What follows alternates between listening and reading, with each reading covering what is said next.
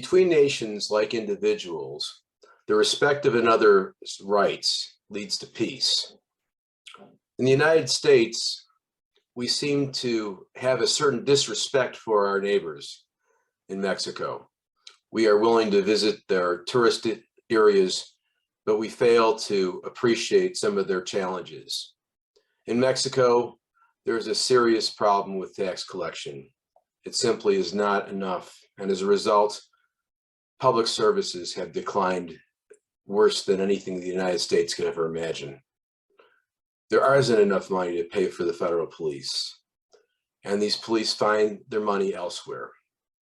This causes an amazing amount of challenge and terror in the interior. The federal police amongst themselves don't know who to trust and who not to trust. And all we do is blame the Mexican government. Well, what happens eventually is much more severe.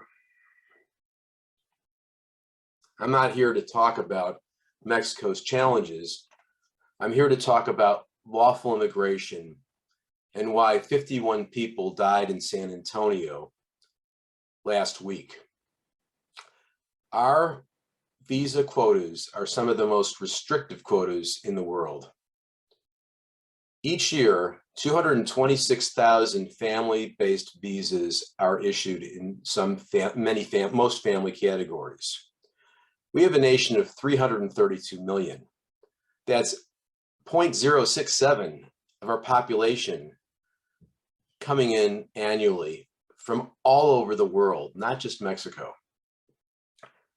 So if a US citizen files a petition for their adult child, their adult married child, I stress married because it's an issue, they'll wait more than 25 years for that visa to be issued.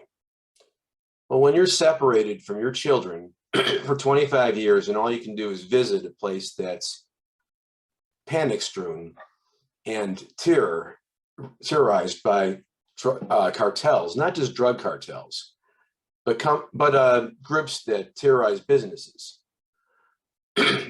There's a lot of people who want to leave Mexico, and they certainly feel a sense of persecution in that their government is powerless to do anything because their government is infiltrated by the cartels. So what do you do? Well, in the United States, for the last 30 years, we've restricted lawful immigration. We've limited the number of family-based visas, and we've created a minefield of all sorts of excuses for why people can't come into the United States. Some of these bars to lawful immigration are permanent or indefinite, and they involve minor infractions that happen because of desperation, and once done, sometimes, or in most cases, can never be corrected for a lifetime. So what do people do? Well, they hire the cartels to bring them in unlawfully. And as a result, they come in a way that is inhumane and unjust. We have to cut the red tape. In 1986, President Reagan did exactly that and created what was the first legalization. Legalization was not an amnesty. It was an opportunity for people who were here unlawfully, who the government couldn't deport because there's not enough money in the United States Treasury to be able to deport everybody or most people.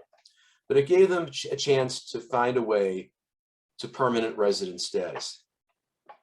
Obviously, if they didn't learn English and take and pass the civics courses, they could not become a naturalized US citizen, but at least they could be here lawfully and they could work lawfully. We also provided a system to try to enforce employers and hold them accountable with I-9 forms.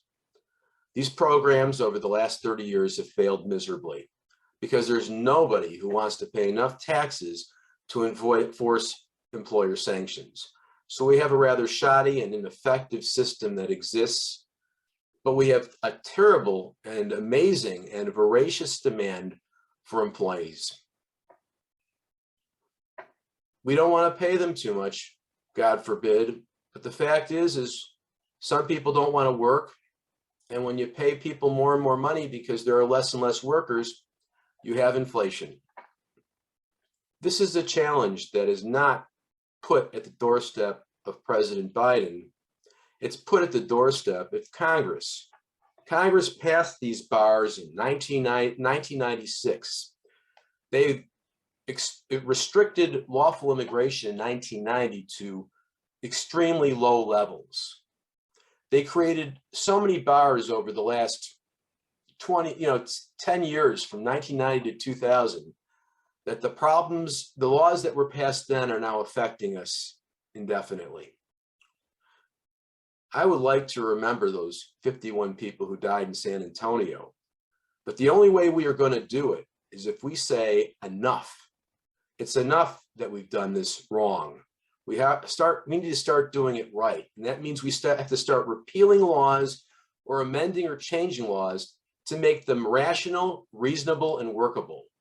If we have a totally restrictive lawful immigration program, then how are people supposed to immigrate? How are people supposed to be reunited with their families? How are employers supposed to get workers who want to work? How are employers supposed to expand their work base, even among US citizens, when all the talent is going to other countries, including, well, Canada? If we expect to maintain the dollar in the world currency, we need to nourish it, we need to cherish it, and we need to welcome our newcomers. We need to welcome our immigrants. We need to begin to tear down the bars that have prevented people from lawfully immigrating. My name is Kevin Dixler. I've been practicing immigration law since 1993. I can make the laws understandable.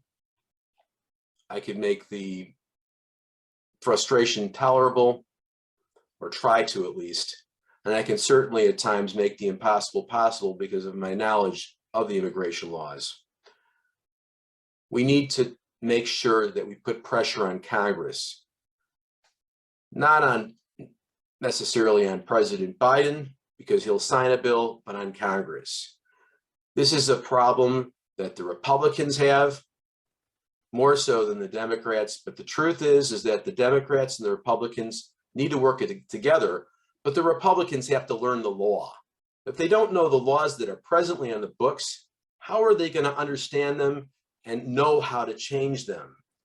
I certainly have no problem with anyone on that side of the aisle if they take the time to read the laws, understand them, and learn the terrible consequences that face our neighbors all over the world and our own US citizens and permanent residents who have to struggle with having to live with people who could be deported unpredictably. Thank you.